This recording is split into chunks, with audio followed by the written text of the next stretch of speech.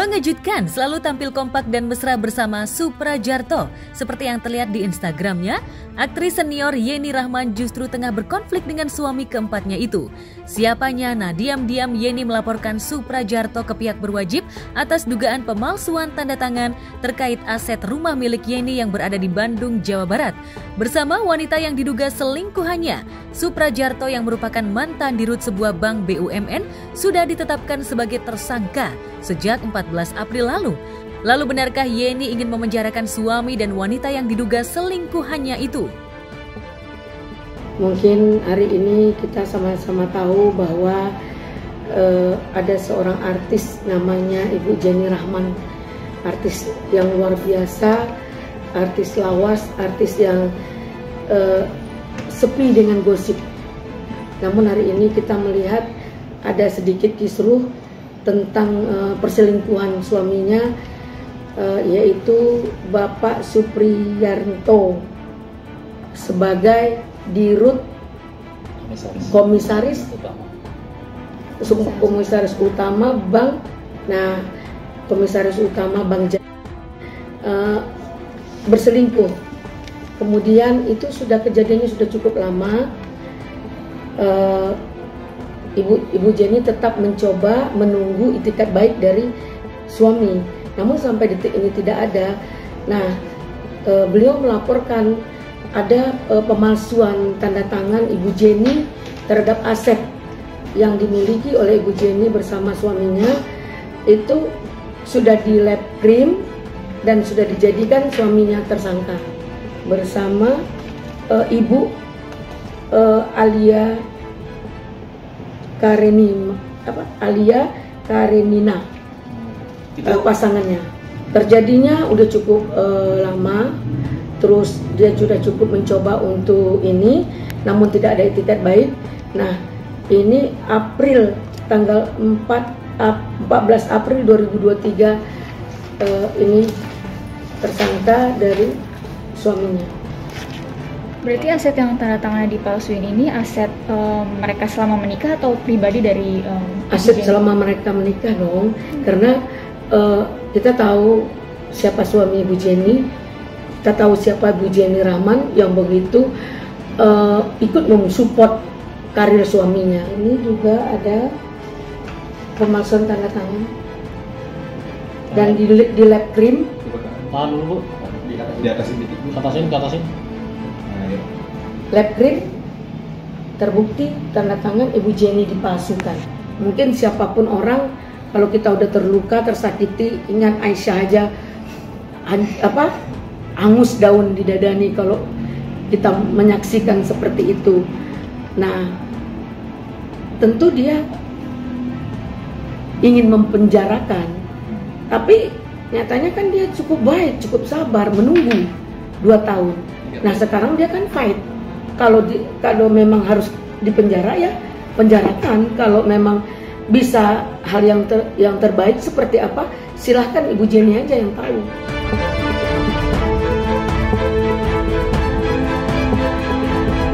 Saat ini Yenny tengah berada di luar negeri. Kabarnya aktris peraih 2 piala citra itu menenangkan diri di rumah putri kandungnya yang tinggal di Paris, Prancis. Yenny yang dinikahi Suprajarto pada 2008 silam memang trauma pada perselingkuhan suami karena suami ketiganya dulu, Robert Mitiyudo Wahyu, yang merupakan paman dari Jennifer Jill Supit, diduga selingkuh dengan artis Natalie Margareta. Setelah suaminya terciduk selingkuh selama bertahun-tahun, benarkah Yenny akan menggugat cerai Suprajarto? Untuk hal dugaan permasalahan mereka, itu hanya mereka lah yang tahu, sehingga mungkin ada feeling seorang istri bahwa suaminya melakukan perselingkuhan itu. Dia mencoba mencari tahu, akhirnya dia mendapat tahu. Di dalam hal ini kita tidak ujuk-ujuk Ibu Yenny menuduh hal yang terjadi. Beliau kadarullahnya ditinggalkan HP, kemudian dibuka di salah satu counter. Kan kalau sudah dibuang di sampah, Kan kalau di sampah itu kan 30 hari. Nah ini hari ke-28 Ibu Jenny sudah menemukan di sampah. Ini apa ini? Obrolan dari sang suami terhadap Ini Selingkuhannya ya? selingkuhan.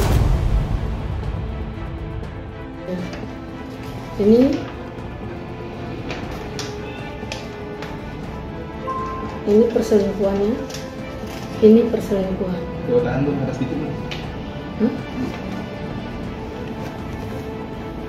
Begitu sabar seorang Ibu Jenny Rahman untuk menahan, menunggu itikat baik dari suaminya untuk klarifikasi maunya seperti apa. Namun tidak ada itikat baik. Ya hari ini dia fight untuk melawan. Dia kan menunggu. 2 tahun itu cukup panjang waktu untuk sabar, untuk berdamai dengan diri, berdamai dengan hati. Baru dia mau sekarang terbuka seperti apa. Seperti inilah, kalau memang sudah tidak bisa diperbaiki, sudah tidak ada itikat baik, ya why not dia persoalkan ini sampai ke perjuangan ini, sampai ke manapun dia akan perjuangkan hak. Dan mana katakan hak dan batil itu sendiri, karena di sini ada harta dan aset mereka, belum bercerai, belum ada kepastian dari statusnya itu sendiri. Nah, kan harus sidang dong perceraian, harus ada yang melaporkan ke pengadilan. Kita kan orang dia nikahnya secara Islam, tentu dia akan melaporkan ke pengadilan agama. Itu belum ada. Tentu semua aset, semua harta suaminya adalah harta dia. Karena belum ada acara pembagian harta gunung gini atau hal-hal yang lain.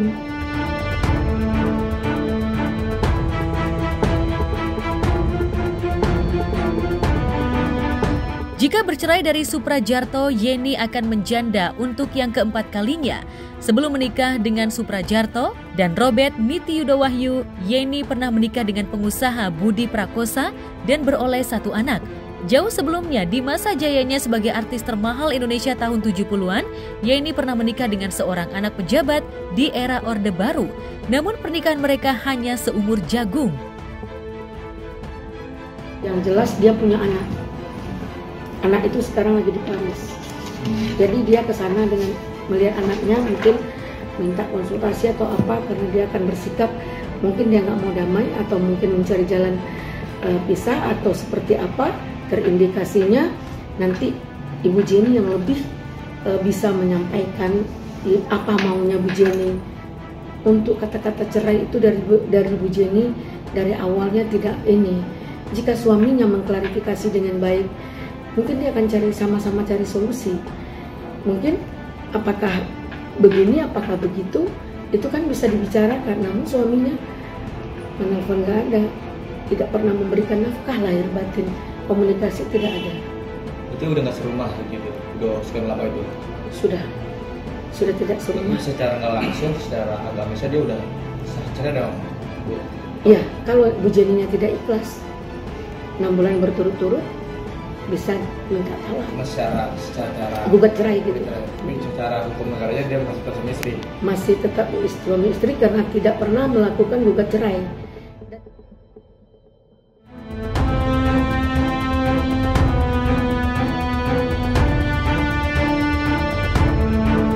Kawin cerai juga tak bisa dihindari oleh penyanyi tahun 80-an yang merupakan ibu kandung Nagita Slavina dan ibu mertua dari Raffi Ahmad, yaitu Rita Amelia Beta yang akrab disapa Mama Rita.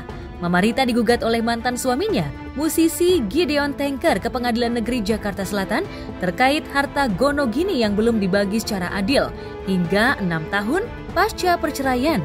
Gideon yang kini bermukim di Puncak Bogor dan hidup sendiri mempermasalahkan harta bersama yang didapat selama pernikahannya dengan Mama Rita. Mereka memang sempat pisah rumah dan hidup tanpa status yang jelas selama bertahun-tahun sebelum perceraian mereka disahkan oleh Pengadilan Negeri Jakarta Selatan. Karena pada tahun 2017 Mama Rita sudah menikah lagi dengan pengusaha Basuki Wijaya Kusuma, Gideon pun mulai membicarakan harta gonogini dengan mantan istrinya itu. Tapi benarkah tak ada kesepakatan antara Gideon dengan Mama Rita hingga ayah 3 anak itu terpaksa melimpahkan kasusnya ke Pengadilan Negeri Jakarta Selatan? Sesuai dengan data di Sistem Informasi Penelusuran Perkara Pengadilan Negeri Jakarta Selatan. Untuk gugatan yang tadi ditanyakan itu terregister nomor 502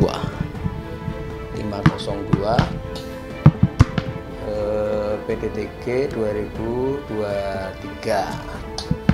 Penggugatnya Gideon Lois John Tanker, kemudian tergugatnya Rita Amelia Beta, kemudian Kepala Kantor Badan Pertanahan Nasional Kota Administratif Jakarta Pusat. 2017 mereka cerai antara penggugat dan tergugat. 31 Mei. Sidang pertamanya Kamis 22 Juni. Ya, yang digugat mengenai harta bersama ini. Ya. Jadi penggugat minta agar tergugat menyerahkan bagian dari harta bersama yang menjadi haknya penggugat.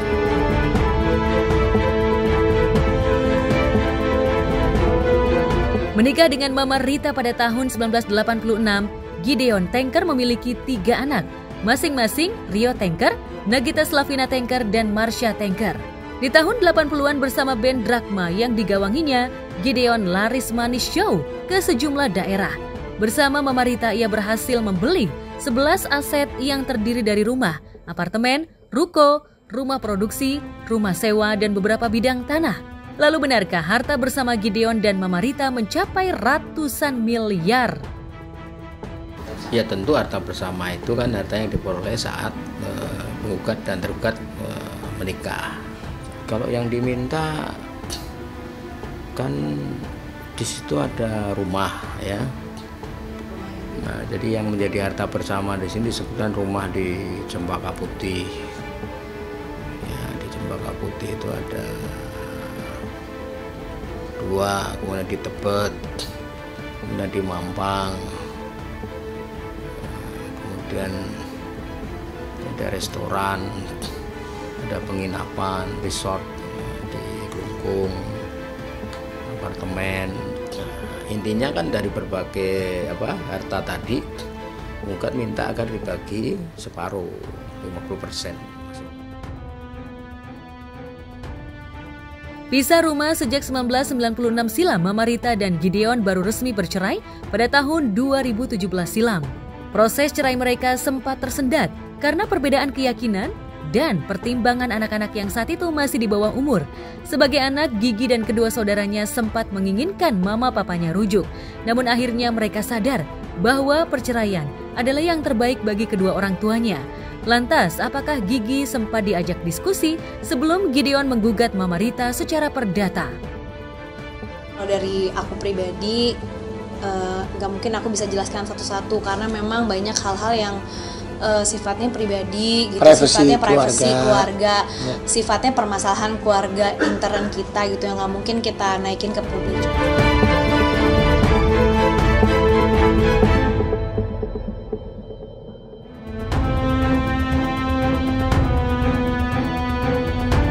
Di Pengadilan Negeri Jakarta Selatan juga tengah diproses perceraian antara aktor Ari Wibowo dan Inge Anugrah.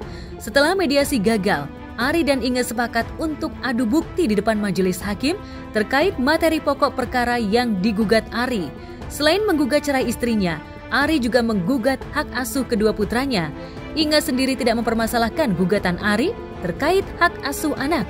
Namun, ia menyesalkan alasan yang mendasari gugatan cerai Ari, yaitu karena dirinya selingkuh.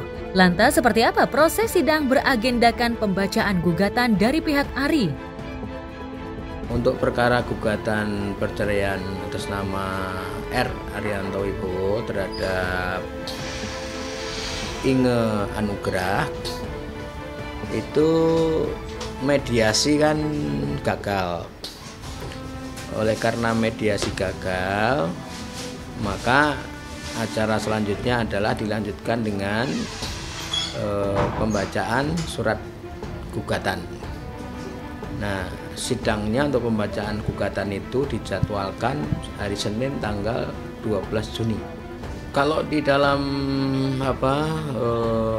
posita gugatan itu hanya itu saja, tidak ada menyangkut harta gono gini.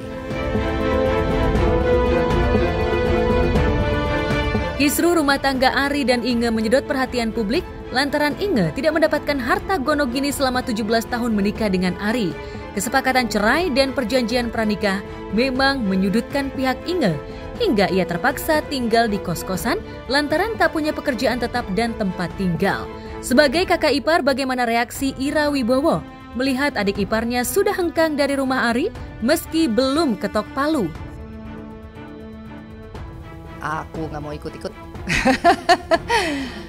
namanya berita ada berita yang benar, ada berita yang ngaco, ada berita yang ngarang, ya kan? Jadi biarin aja, ikhlasin aja, anggap aja kita. Ya kalau prihatin ya prihatin, tapi kan biasa ya netizen Indonesia gitu. Gitu kadang lebih tahu daripada yang menjalankan gitu kan. Jadi ya udahlah gitu, ya udah biarin aja. Nggak tahu, itu kan mereka yang tahu ya. Gitu. Walaupun tetangga pun, aku sih nggak pernah dengar ada yang teriak-teriak dari sebelah gitu, nggak pernah dengar mereka berantem, nggak pernah terjadi.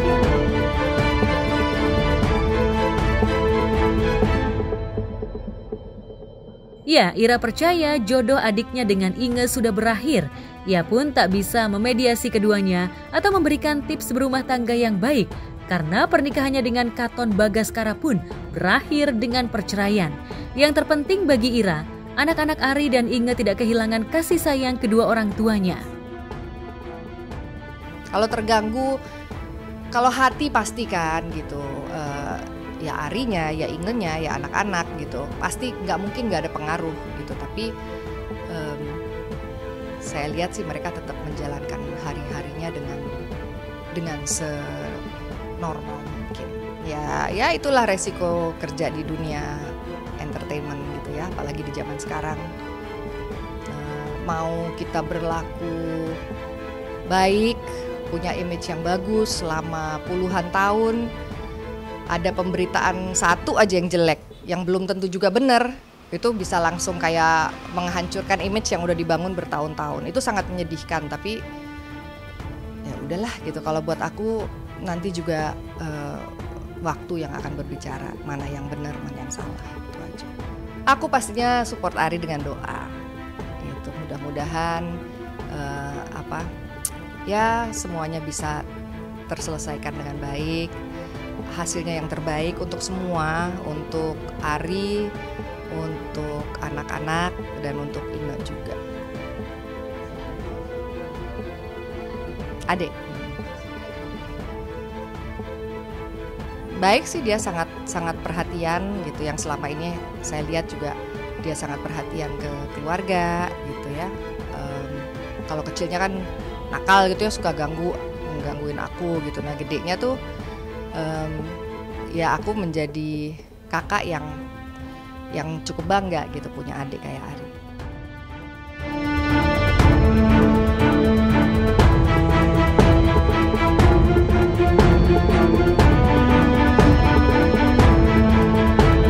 Masih di Pengadilan Negeri Jakarta Selatan, kemarin siang juga digelar sidang cerai antara Sandy Aulia dengan David Herbowo. Seperti sudah diduga, kedua prinsipal tidak hadir karena sudah memberi kuasa penuh kepada pengacara masing-masing. Dalam gugatan yang dilayangkan Sandy 11 Mei lalu, ibu dari Claire Herbowo itu memang tidak menggugat harta gono gini dan hak asuh anak. Keduanya sepakat untuk mengasuh Claire bersama-sama. Pihak Sandy tidak akan memberi batasan pada David untuk mencurahkan kasih sayangnya kepada Claire. Kalau soal kemungkinan hadir atau tidak, tentu kami belum tahu dan tidak ada kewajiban dari pihak penggugat untuk terutama penggugat prinsipal untuk mengonfirmasi kepada pengadilan hadir atau tidak. Yang penting pada saat jadwal persidangan akan diketahui kehadirannya.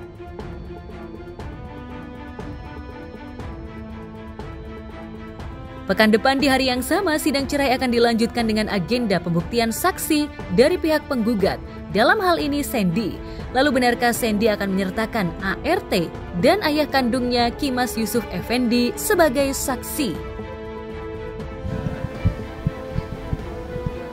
Baik, jadi untuk perkara perceraian atas nama ini Mas Sandi Aulia terhadap David Herbowo sesuai dengan court kalender atau jadwal persidangan masih untuk acara pembuktian, yaitu bukti saksi dari pihak penggugat nanti hari Rabu tanggal 14 Juni.